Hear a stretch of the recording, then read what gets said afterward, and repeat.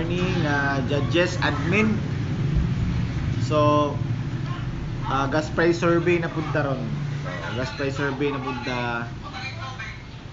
So, before ko mo-proceed, intro sa ta.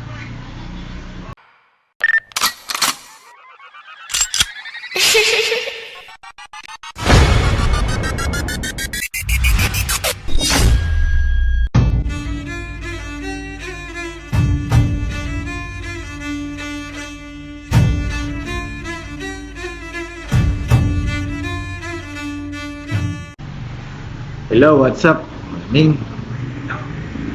Judges, admins, good day. Good day. Mo ni siya ang gas price gap.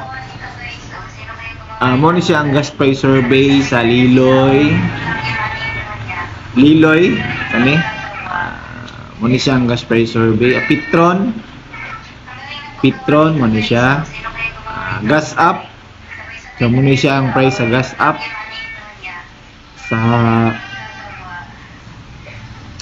Caltex, muna siyang Caltex. Okay. So, sa Shell, mo po na siya ang gas price sa Shell. Okay, muna siya ang gas price sa Shell. Dayon, okay, sa pa. Padayon ko mo padayon. Thank you kay boss.